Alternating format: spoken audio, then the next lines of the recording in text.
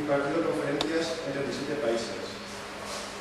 Es fundador y actual presidente de la Sociedad Espírita Fraternal de Niterói, en Río de Janeiro, así como de una obra asistencial denominada Remanso de Paz Fraterno, que atiende a 650 personas, siendo 350 niños y jóvenes, con atención médica, escolar, odontológica y de alimentación, tanto a nivel material como espiritual.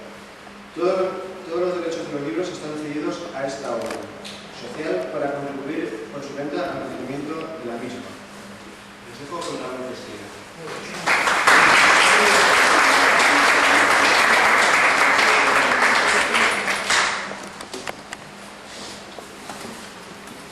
Señoras, señores, muy distinguidos hermanos de la tarea espírita de Valencia y de toda la región, mi saludo muy fraternal con voto de paz para todos nosotros. Un hombre que vivió en el siglo XIII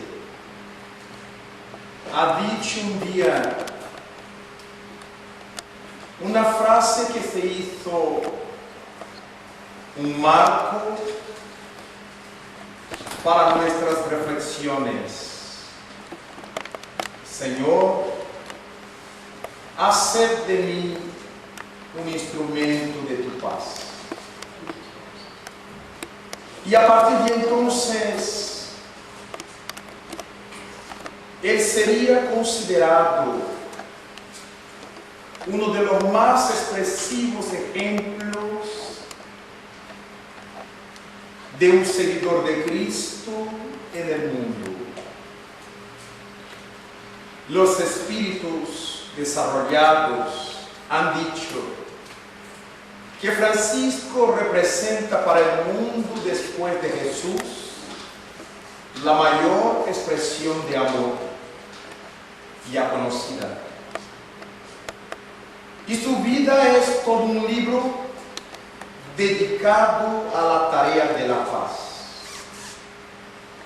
Pero afortunadamente, Francisco no se hizo un instrumento de la paz lleno de fanatismos, de tonterías, de argumentos vacíos, de llantos, de palabras sin sentido. Toda su vida sigue siendo para nosotros un ejemplo de madurez filosófica, de madurez intelectual. Exactamente porque Francisco era lo que se puede decir un hombre políticamente correcto, porque sabía dónde estaba ubicado en el seno de su iglesia, con la cual no compartía muchos de sus puntos, pero sabía que allí estaba un sitio en que podría producir. No le valdría la pena salir, fugarse, para intentar presentar una perfección personal lejos de su campo de trabajos difíciles.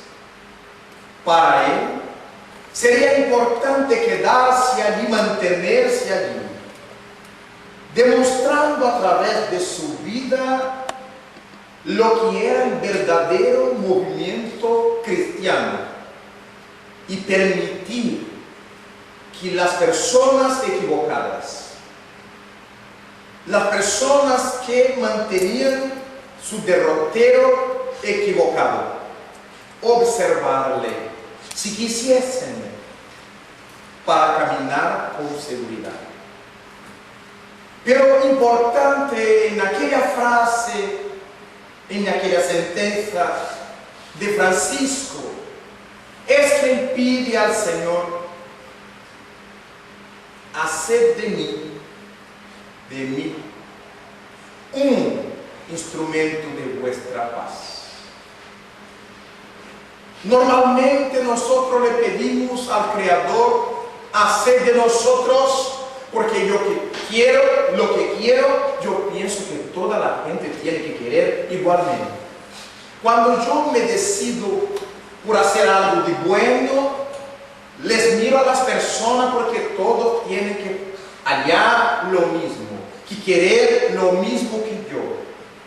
Mientras tanto, Francisco sabía que eso es imposible. Y le pedí al Señor Jesús hacer de él un instrumento. No le pidió a Jesús hacer de él el instrumento, pero uno de ellos. Tenía la conciencia de que el más allá superior tenía variados instrumentos y su gran honor sería ser uno de ellos, contribuyendo para un mundo mejor, para una vida mejor, para un pensamiento mayor. Mientras en la tierra nosotros estamos siempre intentando comparar nuestra tarea con la tarea de los otros. Yo estoy haciendo tantas cosas y él no hace nada. Yo trabajo tanto y aquellas personas están desocupadas. Yo estoy cansado y aquel está descansado. Es un problema nuestro. Si yo tengo tanta envidia de los conceptos de ellos, del tipo de vida de aquellos, yo puedo imitarlos. Pero la seara del Maestro Jesús no admite trabajador constrangido. Para que produzcamos lo que sea importante a la seara del mundo, será necesario que desarrollemos la conciencia de nuestro papel individual. A la vez que llegamos al mundo en tesis solitos, llegamos a solas. Aun cuando nacemos gemelos, cada quien tiene su rumbo a seguir. Y así es que saldremos también del mundo con nuestro trabajo desarrollado o no, con nuestra tarea desarrollada o no, con nuestros compromisos atendidos o no, a solas. Aunque desencarnemos en un accidente con miles de personas, cada quien llevará su propia vibración, que son distintas las unas de las otras, como son distintas nuestras impresiones digitales. Entonces, cuando nos encontramos en estos tiempos tan difíciles del mundo, de guerras de todos los tipos, tenemos que quedarnos a pensar que la peor de todas ellas, de todas esas guerras, es la guerra psíquica que mantenemos los unos por los otros. Cuando oímos por las emisoras radiales, cuando vemos en la televisión, cuando leemos en los periódicos, las noticias de las guerras, sean cuales sean, sea la guerra de los Estados Unidos con los árabes de Afganistán, sea las guerras entre católicos y protestantes de Irlanda, en la Gran Bretaña, sea lo que sea, tenemos la impresión de que nosotros nada tenemos que ver con ellos. y discutimos en nuestro medio. ¡Qué horror! ¡Qué hombre terrible ese presidente! ¡Qué gente terrible son los musulmanes! ¡Qué cosa terrible son los católicos, son los protestantes! ¿Cómo pueden tirar bombas sobre niños, sobre casas, sobre eso, sobre aquello? El mundo necesita de la paz. El mundo carece de la paz. Y nuestro discurso y nuestra habla es de tal manera infantil que hablamos del mundo como si no hiciéramos parte de él. El mundo está terrible. El mundo necesita de la paz. Y nos mantenemos lejos, alejados de ese sistema que llamamos mundo. Cuando no decimos, esa sociedad está terrible. Esa sociedad necesita de orientación. Esa sociedad. Como si nosotros no hiciéramos parte de él. Mientras tanto, dentro de nuestros hogares, estamos estableciendo verdaderos líos los unos con los otros, guerras internas. Si la mujer no concorda con su marido, él arma un carnaval, porque su condición impone que ella tenga que pensar como él, desear como él y como él hacer las cosas. Si es el marido que no comparte con sus ensueños, con los sueños de su mujer, que no hace las cosas como a ella le gusta, es otro lío federal. Una locura total. Las huelgas emocionales, las huelgas sexuales, las cosas que van produciendo dificultades siempre mayores entre los dos. Pero podríamos pensar, pero eso no es nada. Son cosas de matrimonio, son cosas de pareja, son cosas de personas que viven juntas, pero son cosas que libertan fluidos, que liberan energías envenenadas en aquellos momentos de desequilibrio. Y si yo estoy guerreando dentro de mi hogar, deseando perjudicar al otro que no me atiende, que no con nuestro pensamiento, y si enferma. Ahí están los relatos, los casos de brujos y de brujerías, de que las personas tienen miedo de que alguien le haga mal, de que algo le imponga algo negativo. Y ahora sabemos cómo y cuándo eso es posible. Algo negativo me alcanza cuando yo también soy negativo, por afinidad, por sintonía, por sincronía.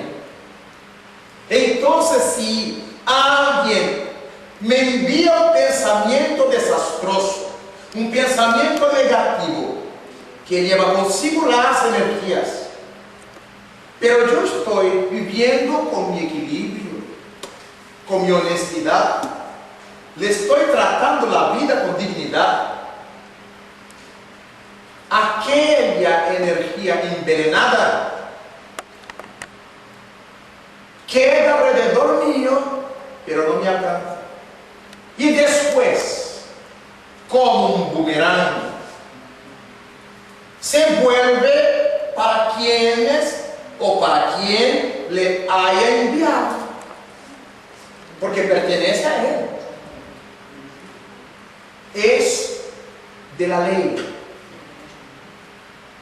Para cada acción existe una reacción que corresponde a la misma intensidad, pero que tiene un sentido opuesto. Es una ley de la física.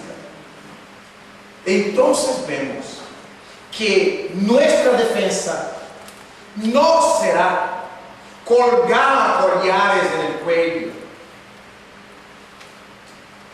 para defendernos del mal, poner paños con colores aquí, allí, en los puños, poner los elefantes de trasero para la puerta, no resuelve. Lo que nos defiende de las cosas negativas del psiquismo es nuestro psiquismo positivo. Y cuando lo tenemos negativo, no hay necesidad de que alguien me haga mal, de que alguien me envíe energías negativas. Yo, negativado, entro en las sintonías de lo negativo. Y es en esos días que decimos, hoy yo me desperté con el pie izquierdo. Gracias a Dios, peor si no tuviera el pie. Peor si perdiera el pie izquierdo. Nos despertamos con el pie izquierdo, es decir, no estoy bien. Estoy negativo. Y pasamos todo el día malos. Y admitimos, hoy no es mi día. Todo lo negativo que ocurre hoy. Mira que mi cacerola se quemó, mi comida se estropeó, hoy yo no logré obtener mi sueldo, no he recibido mi sueldo, hoy la empleada no vino, hoy los niños están demoníacos, hoy mi marido está así, hoy mi mujer está así. ¿Será que tenemos un día en que las cosas estén negativas para nosotros? Hoy hay días en que yo estoy negativo y veo todas las cosas a través de mis lentes, de mis gafas negativas. Cuando nosotros estamos amando, estamos bien, estamos tranquilos, estamos felices, puede llover que estamos contentos. Que lluevan cuchillos, yo estoy bien. Que se cierre el cielo, que se haga negro, yo estoy bien. Y digo, qué bien quedarse con las personas que yo quiero en mi casa sin necesidad de salir mientras llueve. Todo está bien. Si no sale el sueldo, no hay necesidad, el amor es más importante. Si la empleada no vino, no vamos a hacer una mezcla de los sobres, de las cosas que están en la nevera y sale todo especial. Cuando estamos bien, no hacemos caso de nada, no creamos problemas para nada. Pero cuando no estamos bien, si pasa un mosco, es un tiro de cañón, es un proyectil terrible. Y yo empiezo a agredir a las personas que no mantuvieron la limpieza del ambiente, que me permitieron sufrir la presencia de un mosco. Porque no estoy bien. Entonces yo creo problemas. Y así es que somos nosotros instrumentos, a veces de los cielos, a veces de las energías infernales. Siempre Jesucristo ha dicho: aquel que conmigo no ayuda, esparce. Si no estamos bien, estamos mal. Cuando decimos así, estoy más o menos, nadie podrá decir si está más para más o más para menos. En términos morales, no hay esta condición. Jamás espiritualmente estamos más o menos. La personalidad que está más o menos son aquellas que Jesucristo nos previnió que son las más peligrosas. Aquellas personas que no son calientes, que no son frías, están en medio término. No podremos confiar en ellos. No son calientes, no son frías.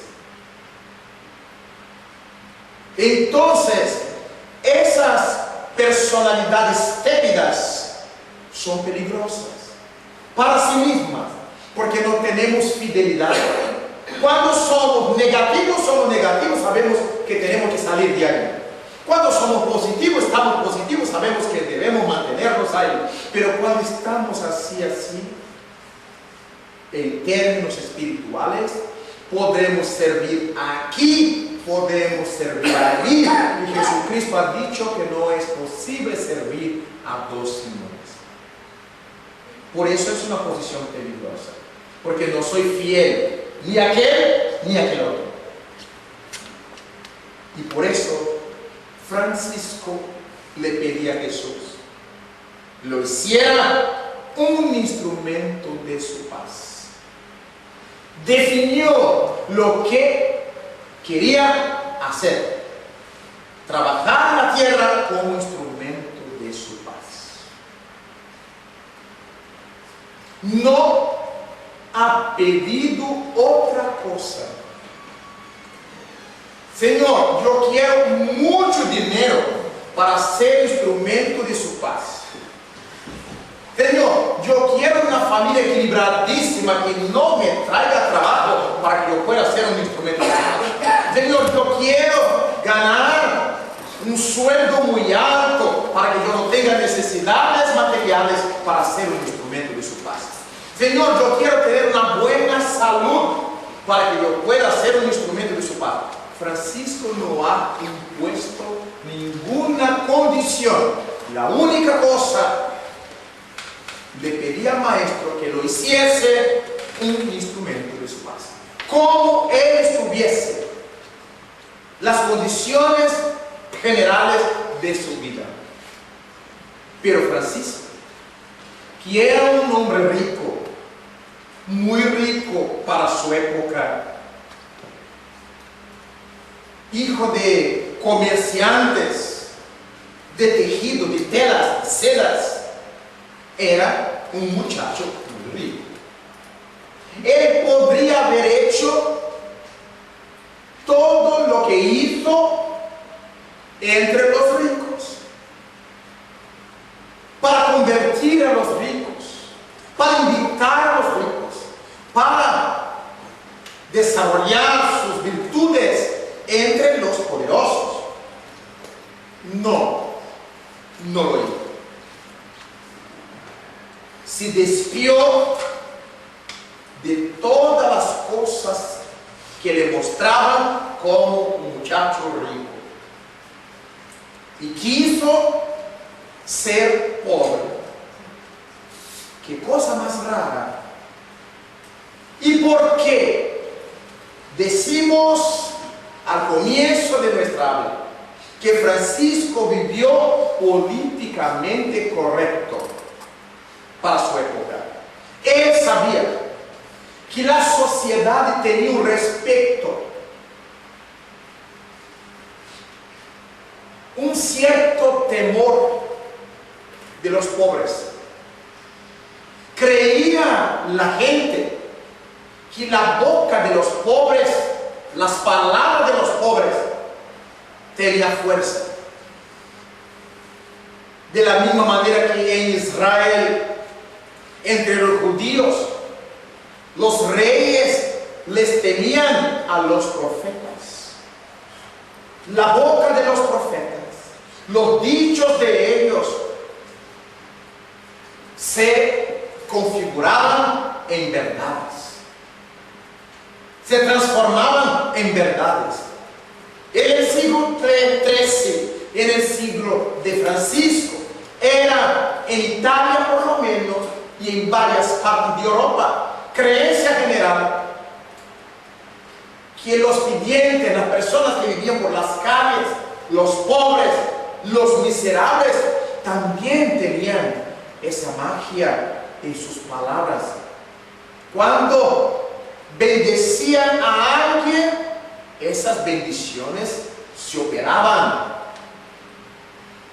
Cuando maldecían, también esas cosas ocurrían. Francisco intentó, deseó y se hizo un pobre. No era porque era un tonto, era un hombre inteligente. Si él trabajara entre los poderosos de su época, entre los ricos, la iglesia no iba a observarlo, no iba a sentirlo, porque la iglesia de aquel entonces estaba con los ricos, los poderosos. Él sería uno más de entre los poderosos. Pero ¿por qué la sociedad les miraba a los pobres? Francisco deseó hacerse un pobre para que fuese visto, para que se le mirasen, y lo logró. Tuvo oportunidad de dirigirse al Papa de la época, de hablarle sobre sus planes, que reflejaban los planes del Maestro de Nazaret. Tuvo oportunidad de hablar con las personas más poderosas, de ser amigo de todos ellos, de tener acceso a todas las capas sociales. Si fuera rico, difícilmente iba a descender, a bajar para trabajar con los pobres, porque su grupo no lo permitiría, como el grupo del Papa no lo dejaba. Tenía un papel, no podría bajar. Pero siendo un pobre que fuera rico, les conocía a los ricos y ahora les conocía a los pobres. Tenía acceso, penetración entre estos últimos y entre aquellos. Y fue así que Francisco se hizo conocido por todas las capas sociales de toda Europa, porque vivió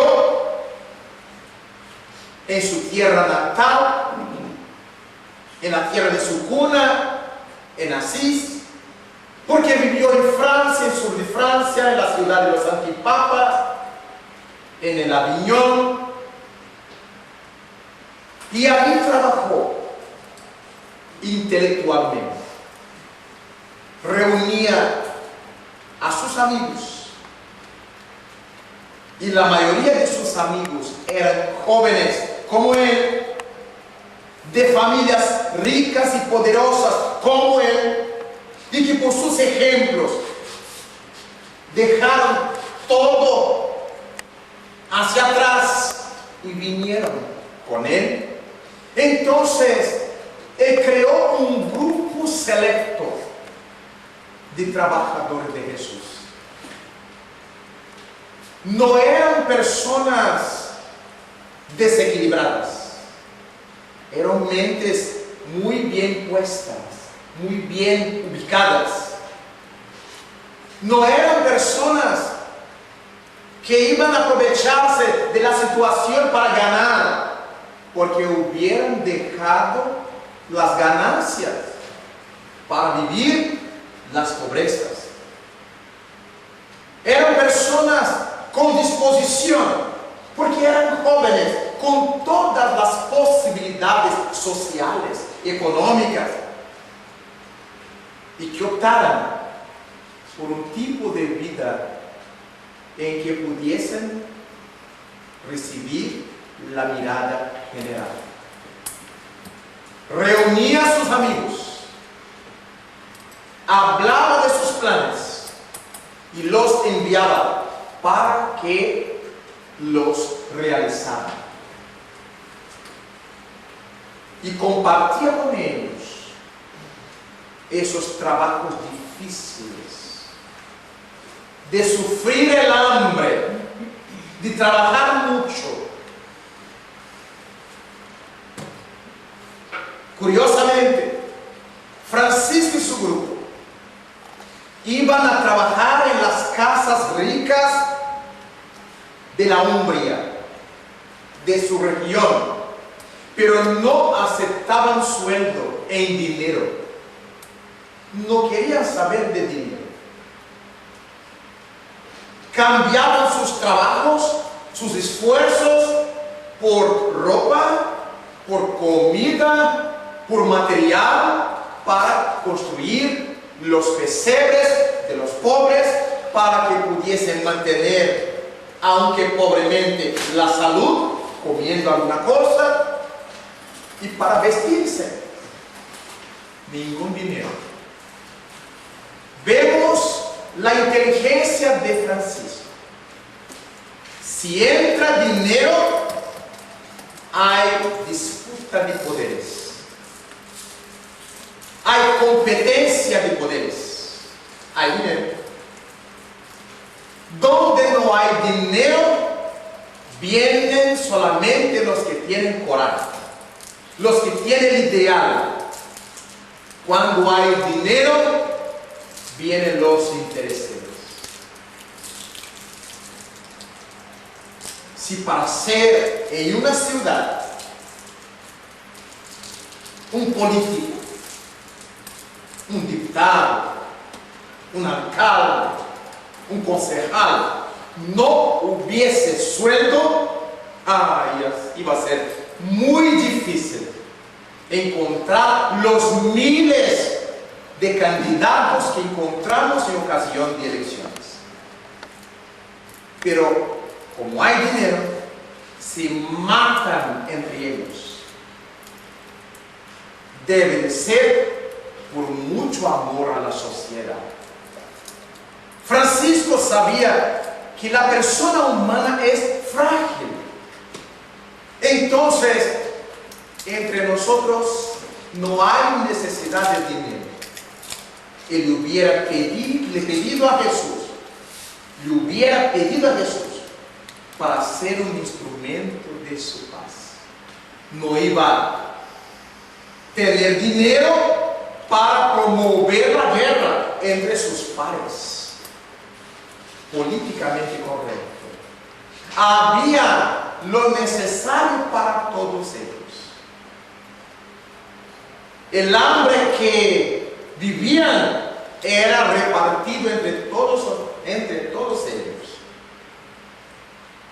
La comida que tenían era repartida entre todos ellos. Entonces, todos estaban viviendo aquella experiencia de Jesús con sus apóstoles. Con una diferencia: al tiempo del Maestro Jesús había dinero.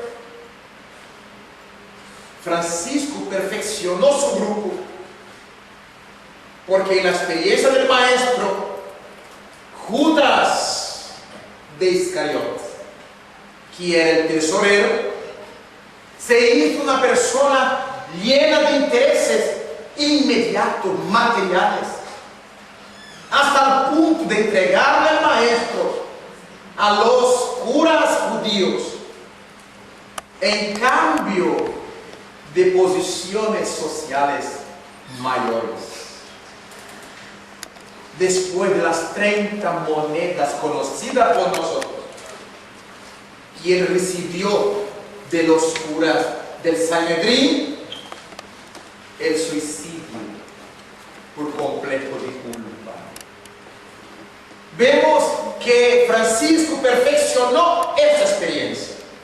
No es bueno. Y con Jesús estaban reencarnados en el mundo los mejores. Entonces, vemos cómo la inteligencia de Francisco lo llevaba a tomar providencias muy serias al respecto del grupo que debía trabajar en pro de la paz en su sociedad y en el mundo. Entonces, pensemos nosotros que casi siempre repetimos estos pensamientos de Francisco. ¿Quién es que no conoce la oración de San Francisco? También conocida como la oración simple o la oración sencilla, a él atribuida. Todos nosotros conocemos. Nos gusta recitarla, repetirla por su belleza, pero pocas veces hemos pensado en su profundidad, en el sentido más hondo de esas expresiones. Haced de mí un instrumento de vuestra paz. Eso es firmar un compromiso, porque Francisco sabía que él no podría exigir, imponer a los otros que se hiciesen instrumentos de paz. No podía imponer a sus hermanos de la humanidad, siquiera a aquellos que le rodeaban, que se hiciesen instrumentos de Jesús. Pero él deseaba ser un instrumento de Jesús. Él le pidió al maestro que lo hiciese así, un instrumento. Y trabajó durante todo el tiempo para demostrar eso. Sabía decir cómo enseñara el maestro de Nazaret. Sí, sí, no, no. Francisco no era una personalidad llorosa que vivía lamentando la vida, llorando por los cantos. No. Era un hombre que sabía enfrentar dificultades y decir sí y decir no.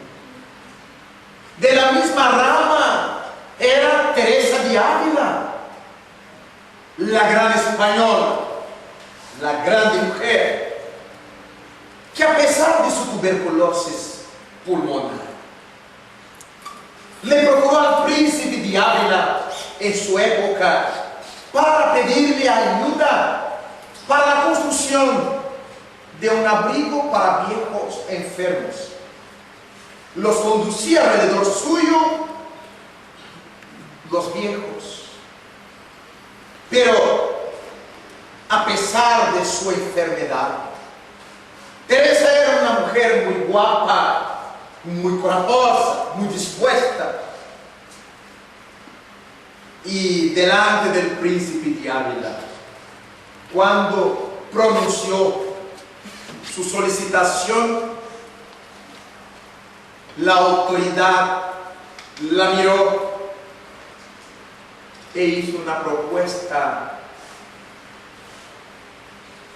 terriblemente infeliz. Deseaba su cuerpo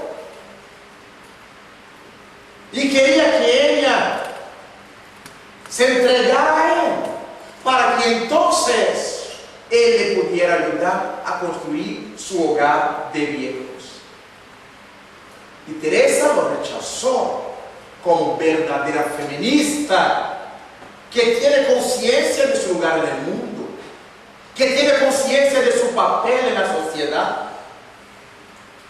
En aquel entonces, en aquel momento, ella no estaba delante del príncipe, estaba delante de un hombre desequilibrado. Y le agradeció diciendo que no necesitaba más de su ayuda. Y él, sonriendo, le dijo: Teresa, ¿qué podrás hacer tú? Tus parcas monedas y tus viejos enfermos.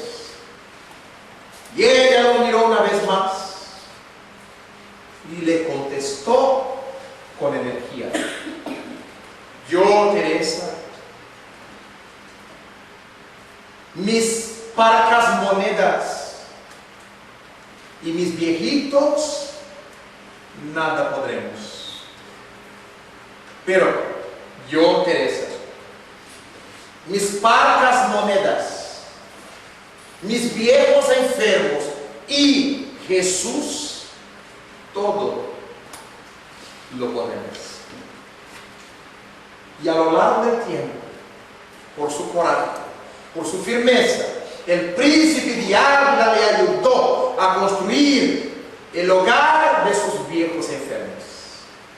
Y Teresa de Ávila se transformó en la humanidad, en esa mujer símbolo del verdadero feminismo, que no es el feminismo de la incapacidad, no es el feminismo de guerrear en contra de los hombres, no es el feminismo de la prostitución sexual, no es el feminismo de poder beber y fumar como los hombres que ya necesitaban dejar esos vicios.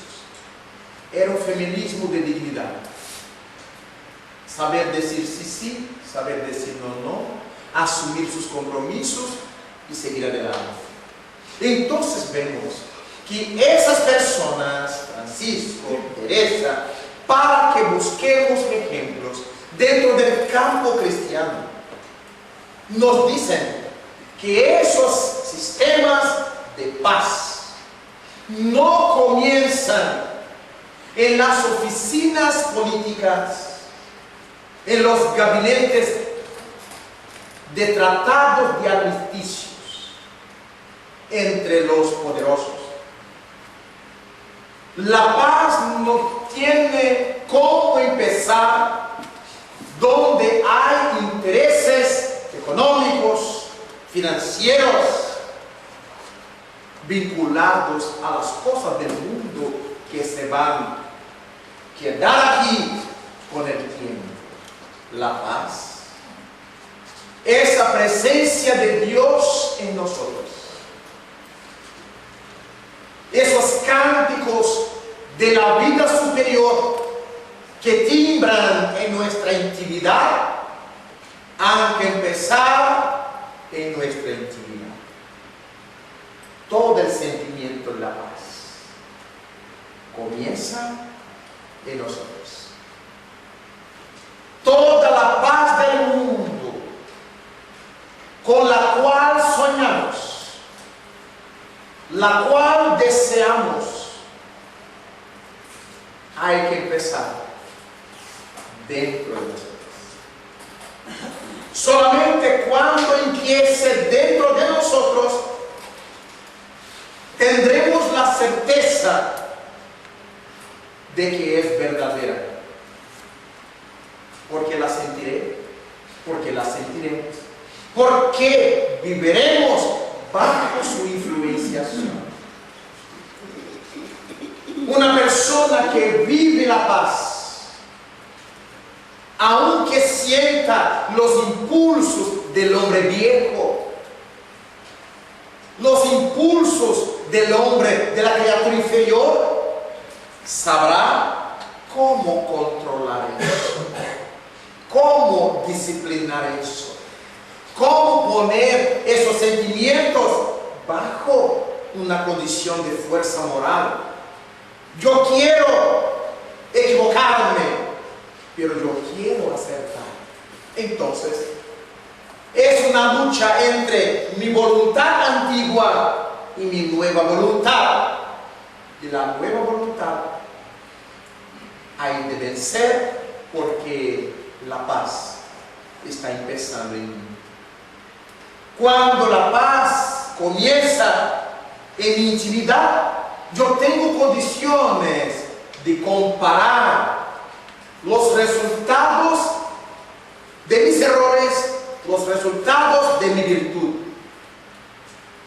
¿Y por qué los errores cometidos por mí van a llevar a otras personas a la infelicidad, posiblemente a la destrucción, y las virtudes desarrolladas por mí van a llevar a las personas a la paz, a la armonía, a la felicidad, al crecimiento?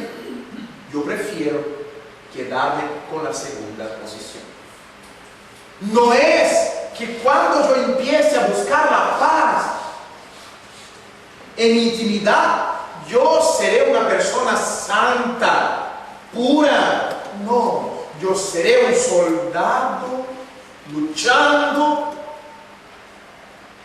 en contra de mí mismo, a favor de mí mismo. Yo seré un soldado que podré perder una batalla hoy, pero voy a ganar la batalla de mañana.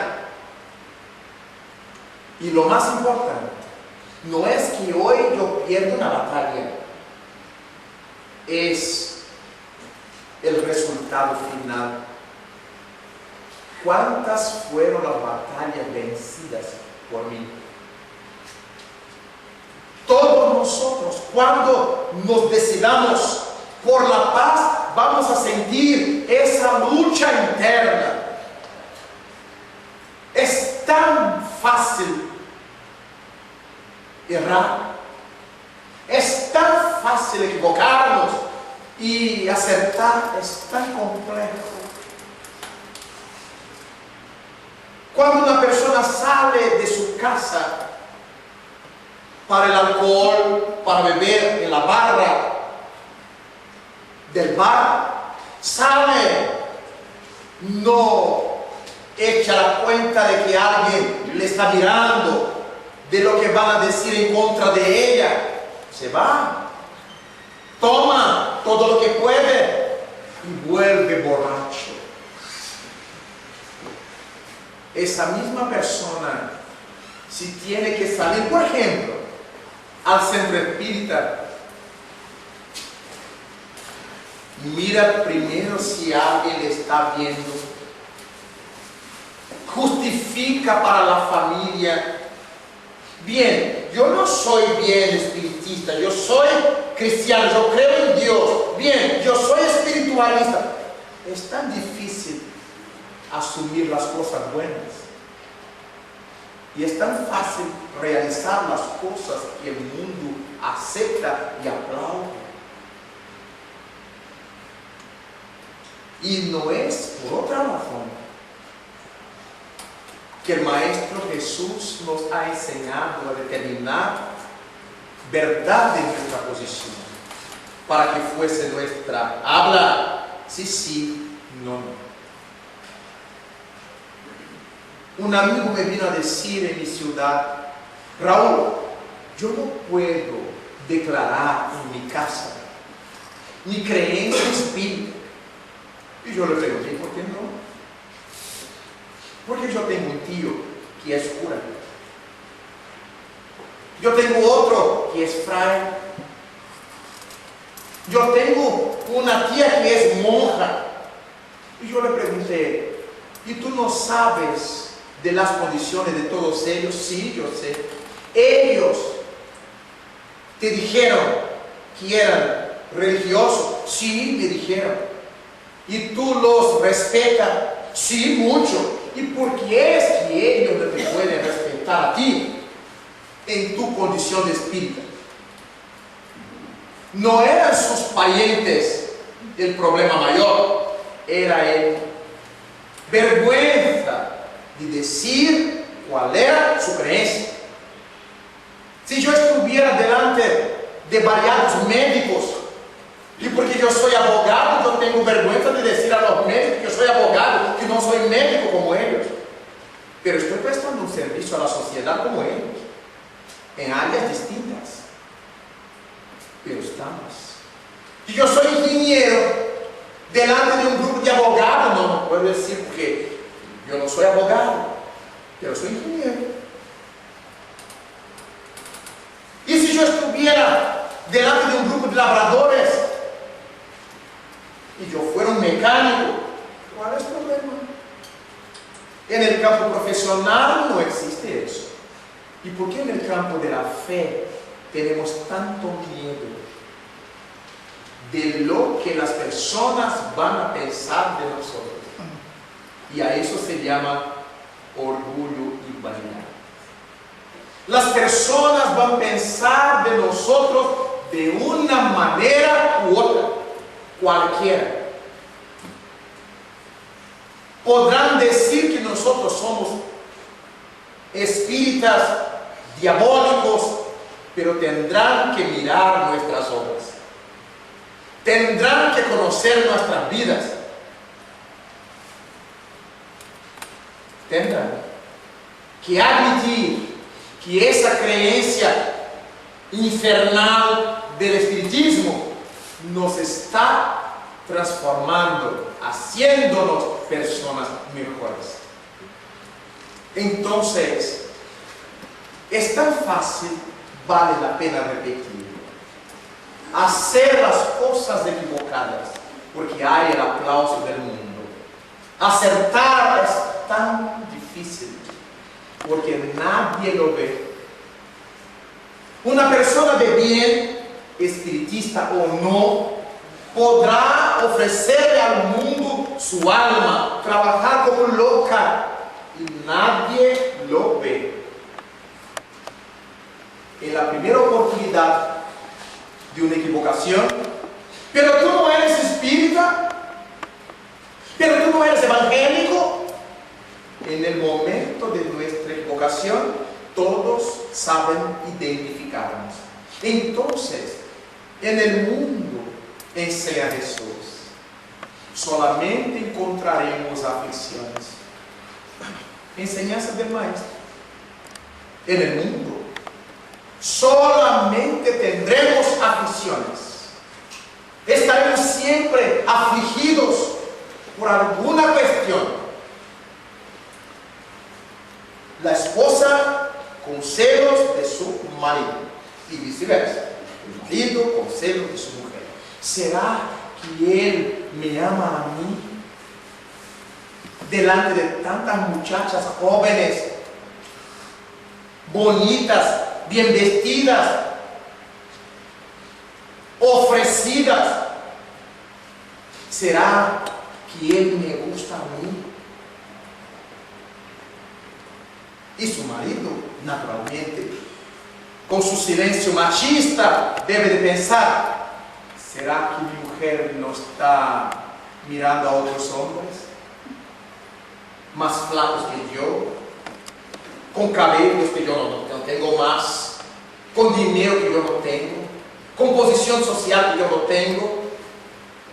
La inseguridad, esa inseguridad moral. Porque cuando hay amor, ¿cuál es el problema? De dinero, de condición física, de condición material. El amor cubre la multitud de los errores, de los pecados, enseña Pedro el apóstol. Entonces vemos que ese es un tipo de cosa que aflige a la persona. Si tenemos un hijo, mientras son niños, nuestra aflicción, para que no se hagan enfermos, para que no se enfermen, entonces tenemos la preocupación de darle la comida, la medicina, la orientación, los cuidados necesarios a la niñez. Cuando crecen, ay Dios mío, mi hijo no estará influenciado por la droga, por la drogadicción, por los traficantes. ¿Será que mi hijo, mi hija no se estará perdiendo en la sexualidad? ¿Será que las aflicciones? Y cuando se hacen adultos y empiezan a enamorarse, ¿será que esa mujer es digna de mi hijo? que yo he criado con tanto cariño, con tantos cuidados. Para la madre de él, ninguna muchacha será digna de él. Pero el padre de ella, ¿será que este chico será capaz de darle a mi hija lo que ella tiene en mi casa? Para los padres, ningún hombre es suficiente para su hija tan querida, tan amada. Las aflicciones, todo el tiempo. Juntar dinero para las ocasiones especiales, difíciles. Y esos instintos de protección, de conservación, nos hacen retener, guardar para las horas de dificultades. En el mundo solamente vivimos aflicciones. Si tenemos amigos, no me estarán traicionando. ¿Son amigos verdaderos o tienen ojos grandes para las cosas que yo he conquistado? Todas esas perturbaciones han pasado por nuestras cabezas, por nuestras mentes, afligidos como estamos en el mundo. Y cuando nos vestimos, yo me visto porque me siento bien con la ropa que tengo, o es porque, no, en la semana pasada yo he vestido esta camisa. Hoy si yo salgo con ella, toda la gente va a decir que yo estoy saliendo con la misma camisa y que soy pobre, que no puedo cambiar la camisa. Entonces yo tengo que hacer un crédito para comprar otra camisa, otro vestido, otro zapato, otro eso. No puedo repetirlo en la misma fiesta, en la fiesta donde la misma persona me van a ver. Entonces empezamos a desesperarnos por tonterías. Y aunque las personas nos noten con el mismo traje, ¿cuál es el problema? Está limpio, nuevo, con buen aroma, ¿cuál es el problema? El orgullo, las vanidades. Entonces, las tragedias humanas tienen comienzo dentro de nosotros, y por eso la paz tendrá que empezar dentro de nosotros. Cuando abramos la mano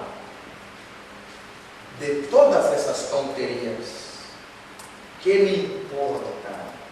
Lo que las personas van a pensar de mí o que van a decir de mí, yo tendré que darle la cuenta a mi propia conciencia y a Dios. Pero es en mi conciencia donde reposan las leyes de Dios, enseña el libro de los Escritos.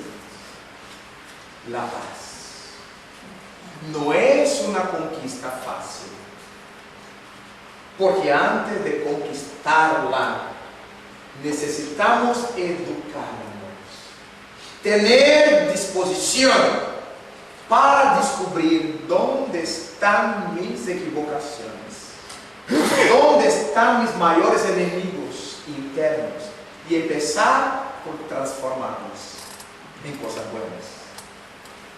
Mientras eso no ocurre, será solamente un lejano sueño, la paz. Hoy, hermanas, es un día muy especial en nuestras vidas, porque estamos vivos en la tierra y nosotros podemos hablar, oír, ver, pensar, movernos, caminar, comer, beber, a pesar de dolores aquí, problemas allí, estamos normales. Y es necesario darle gracias a Dios por todo eso, como enseña Pablo de Tarso. Es necesario darle gracias a Dios. Yo hablaba sobre ese tema en mi institución, en mi centro espírita, en una charla. Y después de la charla se acercó a mí una señora joven, bien vestida, posiblemente estaba llegando de su trabajo, y me dijo: profesor, yo quisiera decirle algo. en particular, así sea, estoy a tu gusto, acércate. Y ella se acercó y me dijo, hubo una cosa en su habla con la cual yo no concordé. Fue natural. Cuando hablamos para muchas personas, no tenemos la pretensión de que todas las personas estén de acuerdo con lo que hablamos. Porque las cabezas están funcionando y cada quien tiene su experiencia. Cada quien nos escucha de acuerdo con sus filtros culturales, morales, espirituales, intelectuales, todo eso. Y ella, no, es porque usted dijo que tenemos que darle gracias a Dios por todo. Yo, en mi caso personal, lo siento que no debo darle gracias a Dios. Yo le pregunté por qué. Mira, Señor, yo tengo mi madre con 85 años. Hace 10 años sufrió un cáncer en las mamas. Hace 10 años que yo tengo que llevarla cada 6 meses para un control médico, darle medicinas. ¿Cómo yo voy a darle gracias a Dios viviendo esa dificultad? Y yo pensé y le contesté, usted deberá darle gracias a Dios exactamente porque ha podido operar a su mamá y cada 6 meses llevarla al médico para control. Hay tantas madres que ya se murieron de cáncer por falta de atendimiento, por falta de medicinas, por falta de operación. Y usted ha podido operar a su mamá y tenerla durante 10 años en su compañía. Hay que darle gracias a Dios. Sí, entonces bien, eso lo creo. Pero mire usted, yo estoy aquí hablando con usted, profesor. Pero para que yo esté de pie, yo tengo que tomar al día 10 píldoras. ¿Cómo yo voy a darle gracias a Dios? Sí, le contesté. Usted deberá darle gracias a Dios porque puede comprar 10 píldoras al día. Hay mucha gente que no puede comprar una sola medicina. Usted puede comprar 10 y tomar 10 al día. Usted tiene recursos.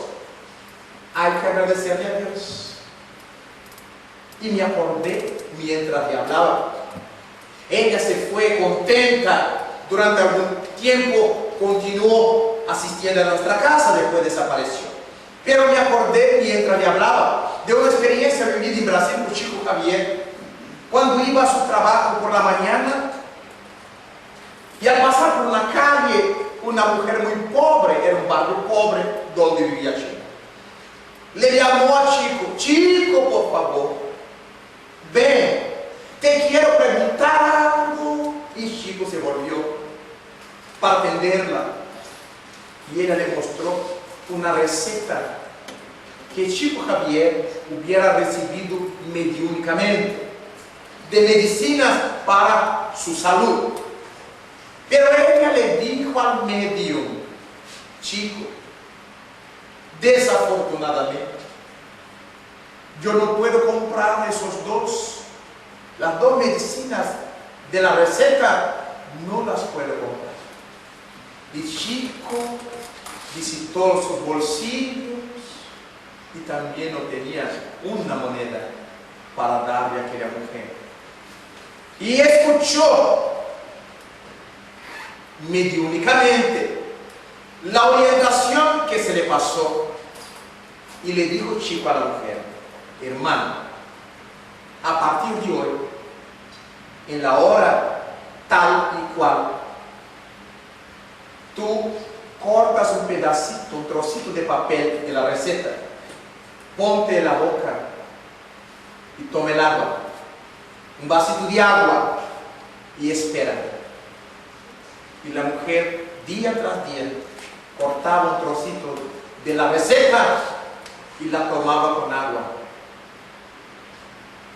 Y se quedó sanada, porque el trocito de papel es capaz de sanar, de imponer la sanación. No, es que en aquel entonces, cuando el chico le hablaba a la mujer, los espíritus le impregnaron al papel con fluidos, con recursos, a la vez que ella no podría comprar y el medio no tenía dinero para darle, a la vez que todo lo que recibía después de atender a la necesidad de su familia, chico Javier transformaba en recursos para los pobres que atendían.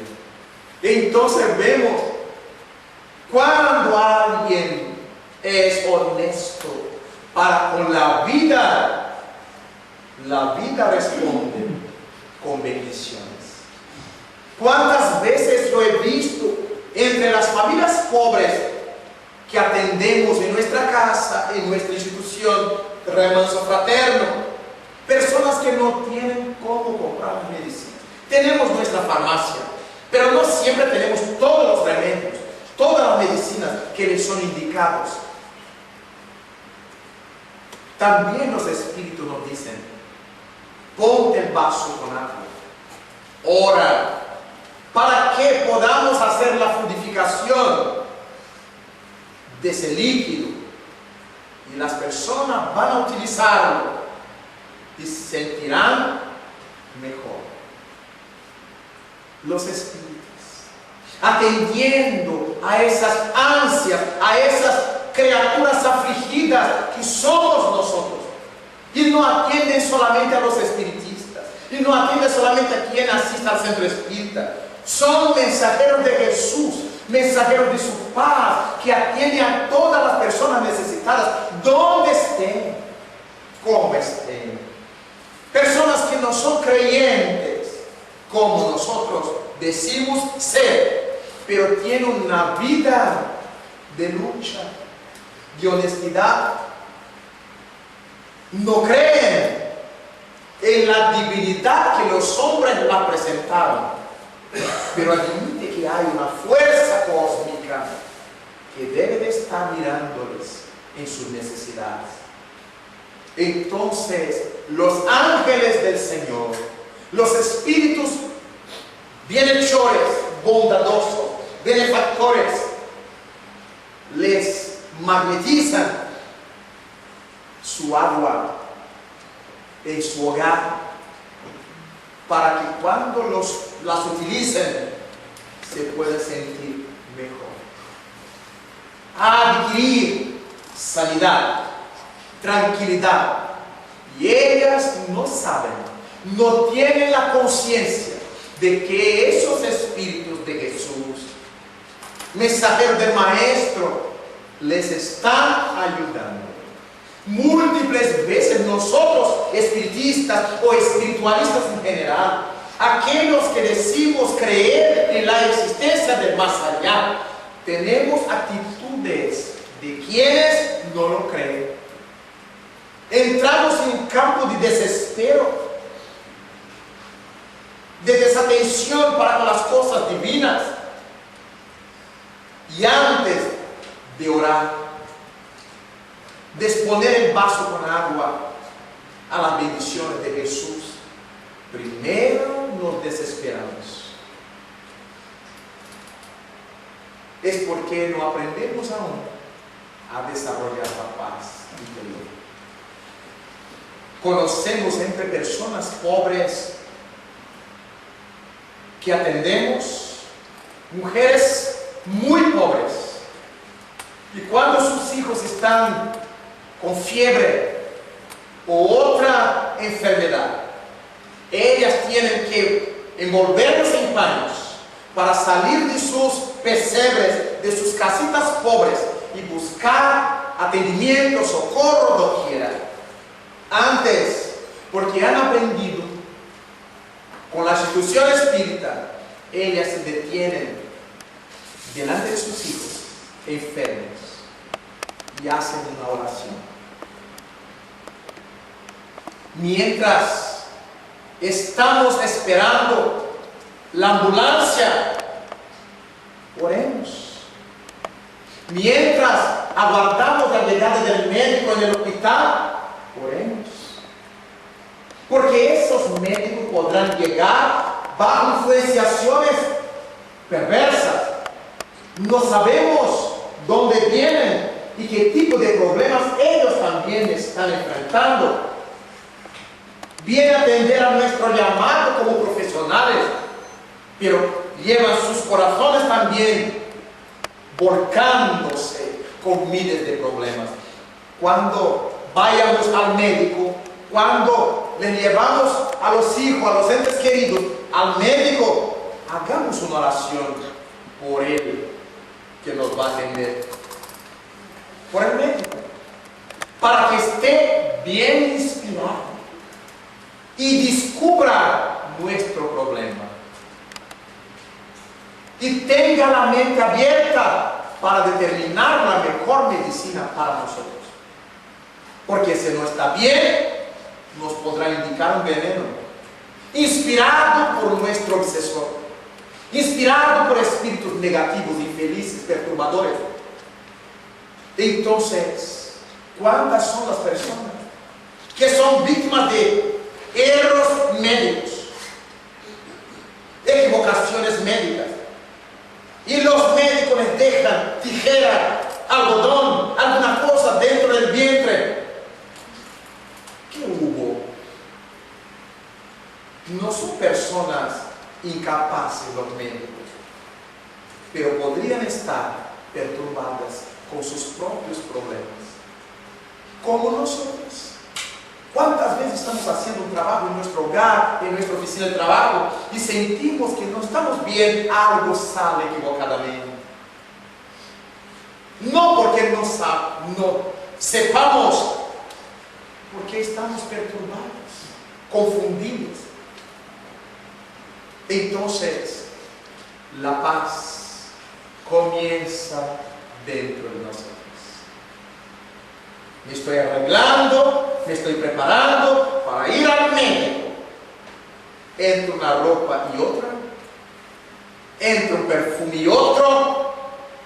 Déjame enviar mi oración a quien me puede atender perfectamente. A Jesús, a Dios, a los santos, a los espíritus, a los orishas, de acuerdo con la creencia personal. Porque en verdad, todos esos pedidos no serán atendidos si Dios no lo permita, a través de las leyes de causa y efecto. Entonces, le podamos pedir a quien quiera, porque solamente lo recibiremos de acuerdo con las leyes de causa y efecto, a las cuales estamos sometidos. La paz debe de empezar dentro de nosotros. Cuando salgamos para un viaje, arreglamos el coche, todo está listo, limpio, las maletas, las valijas, las meriendas, todos están contentos. Antes de prender la llave, hijos, fulano, sultano, vamos a orar, porque nos vamos a poner en las carreteras donde hay tanta gente loca, donde hay tanta gente con problemas, donde hay tantos criminales. No sabemos lo que podrá ocurrirnos, y no nos cuesta un minuto. Jesús bendice nuestro viaje, y todos aquellos que por las carreteras como nosotros estarán. Muchas gracias, Señor. Y vamos. ¿Cuál es la dificultad? La pereza. Vivimos como materialistas. Hablamos de Dios, yo tengo mucha fe en Dios, pero no es lo suficiente. El Espíritu Camilo, mi bienhechor espiritual, me ha enseñado hace algunos años que lo más importante que tengamos creencia en Dios. Lo más importante que creer en Dios es vivir de tal manera que Dios pueda creer en nosotros. Eso es lo más difícil. Tener una vida de tal manera equilibrada que Dios pueda creer en nosotros. Es un desafío, es un reto. Vivir con tal magnitud, saber vivir en la tierra con todas las imperfecciones nuestras, pero con tal deseo de mejorar, de crecer, de progredir, de ascender, que Dios tenga en nosotros poros de su amor para atender a los otros hijos del camino humano. Jamás me olvidé de eso. Más importante que creer en Dios es vivir de tal manera que Dios pueda creer en nosotros. Entonces, queridas hermanas, queridos hermanos, la doctrina espírita en verdad es Jesús que vuelve a los caminos nuestros para proponernos el autocuidado, el autoamor, a fin de que podamos amar al prójimo como amamos a nosotros mismos. Será muy difícil amar a alguien si no amamos a nosotros mismos. Y amarnos es tener esos cuidados de perfeccionarnos, de vigilar nuestros hechos, nuestros pensamientos. ¿Cómo estoy trabajando mis pensamientos? ¿Cómo estoy enviando mis pensamientos? Con rabia, con tranquilidad. Cuando estoy con rabia, busco en la oración la tranquilidad, el equilibrio, o me entrego a esos sentimientos negativos. ¿Cómo estoy? ¿Cómo soy? Poquito a poco, todos nosotros llegaremos. Porque Dios no es un juez que juzga nuestros actos. Dios es un Padre que ama y por eso nos brinda siempre nuevas oportunidades. Y así es que deseo con esas hablas sencillas dejarles a todos ustedes las vibraciones más fraternales de mi corazón, delante de la presencia de amigos tan especiales del más allá, con esa certeza de que todos estamos en camino, con esa certeza de que todos deseamos crecer, con esos deseos de que la paz pueda en verdad tener comienzo en nuestra intimidad. Que Dios a todos nos bendiga. Bendiga a los trabajadores espíritas de esta ciudad, de esta región, de toda España, para que muy pronto veamos el crecimiento de esa doctrina en ese país, para que juntos, manos unidas, realicemos esos trabajos de paz, de amor, de verdad, junto a todos aquellos que tienen hambre de amor y de paz en sus vidas. Muchísimas gracias y hasta siempre.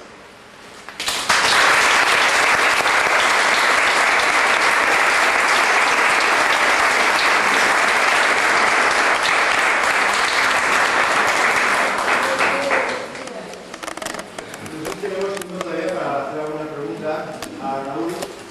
¿Hasta qué hora tenemos la sala? A las 10:30. Hasta las 10:30. Pues, bueno, hacemos algunas preguntas y ya después nos vamos con los puntos a cenar. ¿Vale?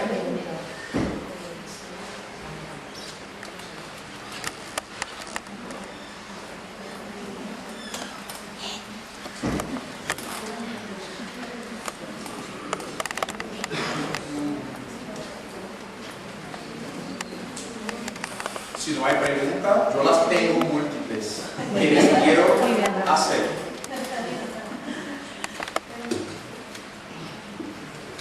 Permiso, Sí. quería preguntarle qué opinan ustedes sobre el cambio de los tiempos, algunos años, algo que viene y se acaba una era, empieza otra, el final de los tiempos que se dice, todo lo demás. Esa cuestión del final de los tiempos es una convención humana. No hay final de los tiempos. Porque el tiempo es una convención nuestra para que podamos organizar nuestras vidas en el mundo. Nos aprovechamos del movimiento del sol y distribuimos estos claros oscuros en días y noches, y tantos días conforman un mes, un año, un siglo, un milenio, pero todos nosotros somos seres atemporales, seres no temporales.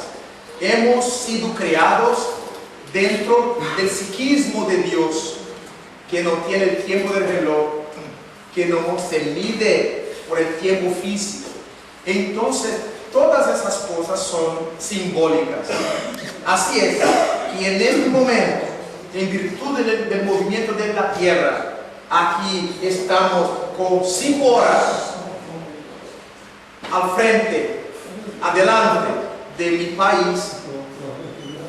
Entonces, las 8 de la noche aquí corresponderá 5 horas menos en mi país, es decir, que no hay una uniformidad. Y ahora estamos acompañando a las selecciones del mundo, jugando al otro lado del mundo, en Corea, en Japón, donde el tiempo entonces es otra cosa. Para nosotros lo importante no es comienzo de tiempos, fines de tiempo, es cómo estamos utilizando el tiempo. Me acuerdo de que hace 2, 3 años y antes, las personas siempre me preguntaban dónde yo iba, cómo sería el tercer milenio, porque había una creencia fantástica, romántica, de que en el primer día del tercer milenio las personas se iban a amar por las calles, los tiempos se cambiarían. Y yo siempre les decía a esas personas que el tiempo es una secuencia de hechos nuestros. Aquellas cosas que lográsemos resolver hasta el año 2000, 2001, estarían resueltas.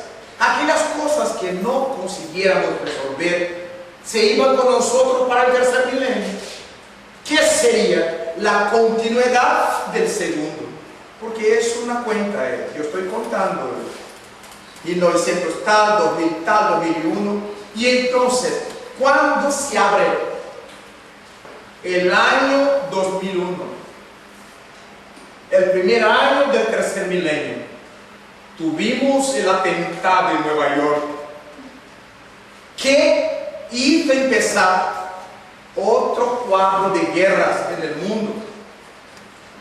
Entonces, ¿hasta cuándo vamos a tener esas guerras decorrentes de la explotación de las torres gemelas en el tercer milenio? Ya estamos en el tercer milenio, pero esos problemas que determinaron la destrucción de las torres eran remanescentes del segundo milenio, del primer milenio, no resueltas. Entonces, para nosotros, lo importante no es quedarnos preocupados con el calendario, porque nosotros somos seres atemporales. Lo importante es lo que construimos en nuestro psiquismo, de amor, de paz, de vida, de crecimiento. Y vamos a respetar. Personas, y me ponen un turno a mí, pues hasta mañana no me toca el turno, ¿verdad? Entonces, lo enferma que está la humanidad, los enfermos que yo creo que todo es trabajo personal, trabajo de encontrar la paz y encontrar la salud. Creo que por el mismo camino. Es verdad, esos trabajos de buscar la paz realmente nos llevan a la salud. Pero hay una cosa que no podemos perder de nuestras consideraciones, que es la responsabilidad de las religiones, que desafortunadamente han llevado a las personas al materialismo y no les enseñan a esa búsqueda, porque están todo el tiempo presentando una felicidad exterior de comprar, de obtener. Yo entregué mi corazón a Jesús y ahora yo tengo 2 coches, yo tengo 2 apartamentos, yo puedo viajar. Entonces estamos intentando comprar las cosas del mundo espiritual, del interior, de los reinos de los cielos, con valores materiales que van a quedarse aquí más día, menos día. Hay una responsabilidad así de esos liderazgos religiosos que están más interesados en compartir el poder del mundo, los gobiernos del mundo, las cosas del mundo, do que orientar las almas del mundo para la búsqueda de Dios. Entonces, cuando yo digo que es un trabajo interno, personal, individual, es verdad. Pero cuando las personas de pocas capacidades de visión, de poco tino psicológico, se ponen bajo una orientación religiosa, pasa a ser responsabilidad de esos religiosos orientarlas, no hacer su parte, pero orientarlas para que hagan su parte en esa búsqueda de Dios dentro de sí mismas. Entonces, hay responsabilidades, sí, de liderazgos religiosos, de liderazgos políticos, que crean en muchas almas desesperanzas, descreencias, pero particularmente cada quien tendrá que realizar esos esfuerzos por un tiempo mejor y paz interior que redundará en salud moral y consecuentemente salud física. Y así es que vamos marchando, siguiendo adelante para esa búsqueda que será importante para dentro y para fuera de nosotros.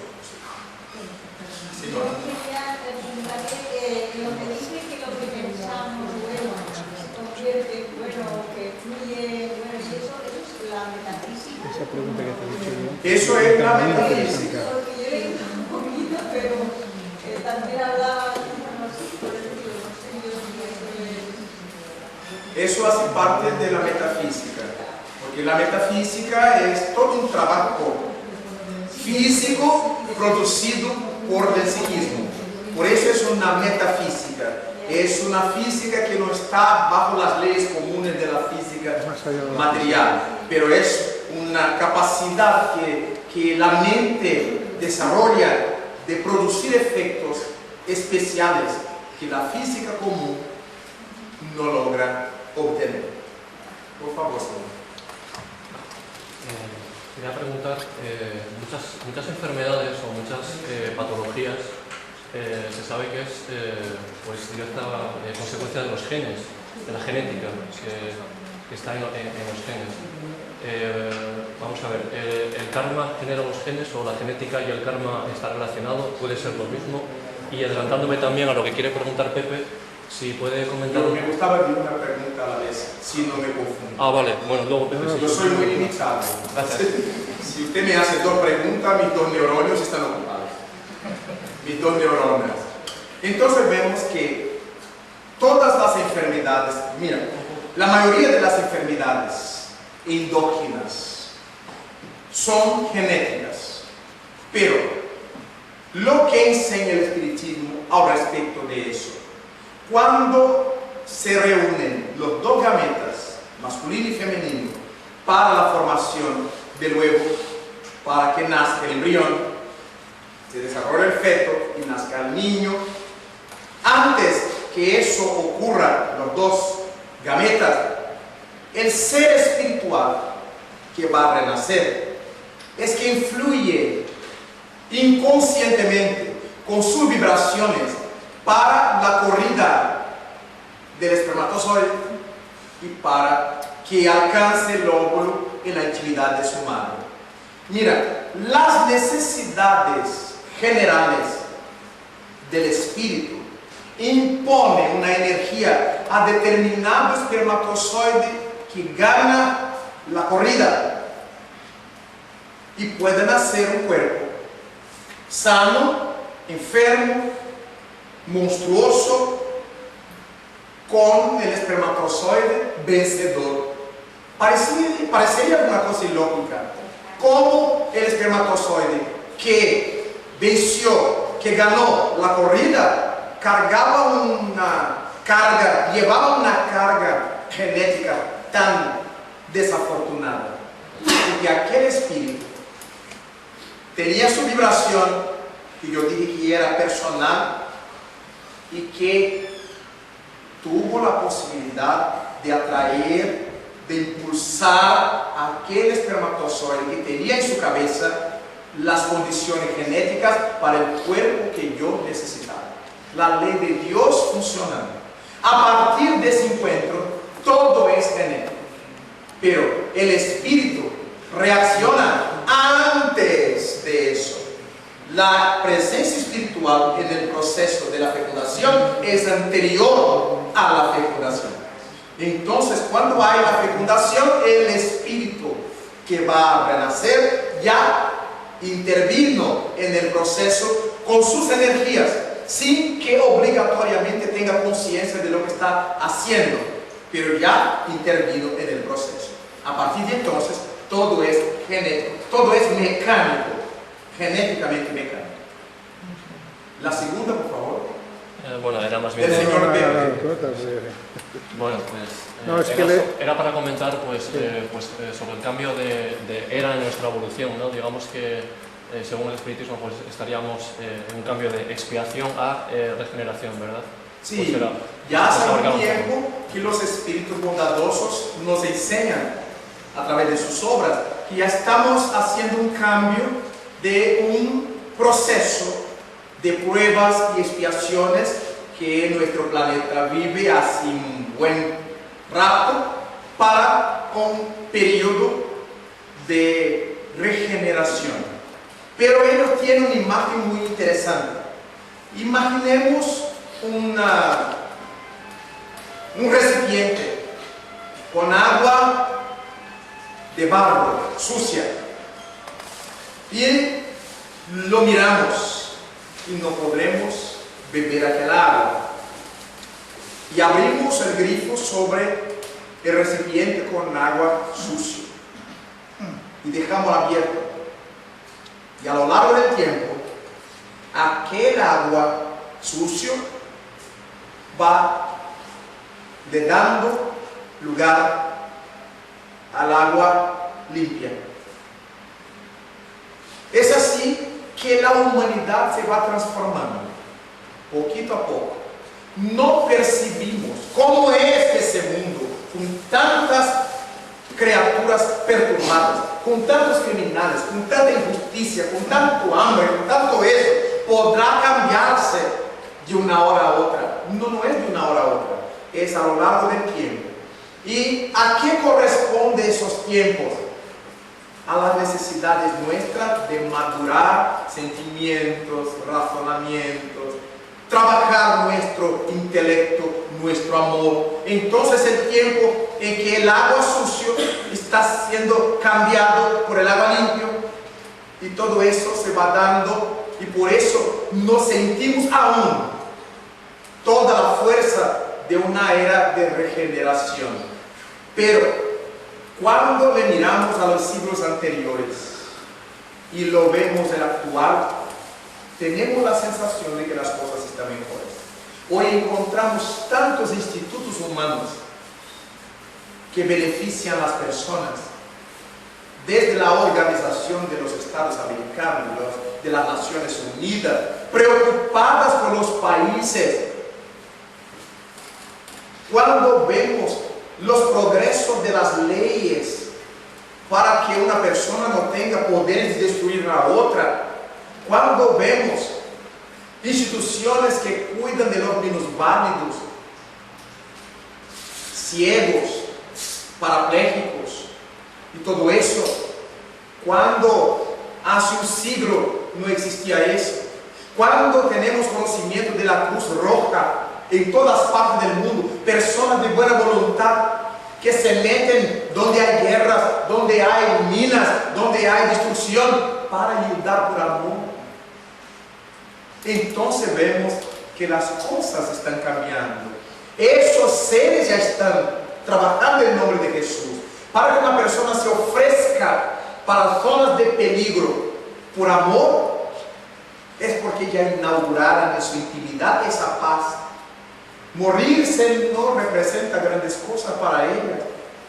Las grandes cosas son las posibilidades de se tornar útiles, que entonces se van, marchan. En mi país y aquí en España, donde quiera, hay miles de jóvenes, hombres y mujeres, que se ponen al servicio de la Cruz Roja y de otros órganos sociales, realizando tareas sociales en todas partes del mundo pobre, en África, en esos países de tantas necesidades que muchas veces no conocemos.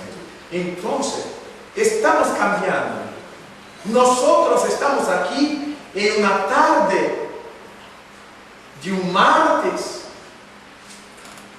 hablando de cosas del mundo espiritual, cuando hay tanta gente loca por ampliar su dinero, su cuenta bancaria, su sueldo. Estamos aquí nosotros. Yo vengo de Brasil, donde yo podría estar conmemorando los juegos de mi selección y arreglándome para que mañana yo pueda sufrir un poquito más. Estamos aquí todos nosotros reunidos hablando de Jesús, de paz, de amor. Eso es síntoma de que ya estamos cambiando. Ya no estoy pensando solamente en mí. Tú no estás pensando solamente en ti. Nosotros no estamos pensando solamente en nosotros. Estamos deseando que a partir de nosotros haya paz alrededor nuestro. Entonces, yo soy un hombre de fe. Yo tengo esa certeza de que las cosas se cambian, porque viajo por el mundo y puedo sentir que en medio de muchas piedras hay fuentes de agua fresca. Entre muchas fieras hay flores y aromas. Entre muchas noches hay luces de mediodía. Entonces vale la pena aprender con el espiritismo, con las lecciones del maestro de Nazaret, esos trabajos de transformaciones sin prisa, pero con esa disposición para que permitamos que Dios pueda creer en nosotros. Le pido a Él para que bendiga una vez más esos trabajos realizados aquí en Valencia, realizados en toda esa región, realizados en España, para que todos un día nos sintamos felices, muy felices, contentísimos, porque hemos contribuido con nuestro pequeño ladrillo para la construcción del reino de Dios en el mundo. Una vez más, muchísimas gracias y que Él, nuestro Padre, nos bendiga siempre.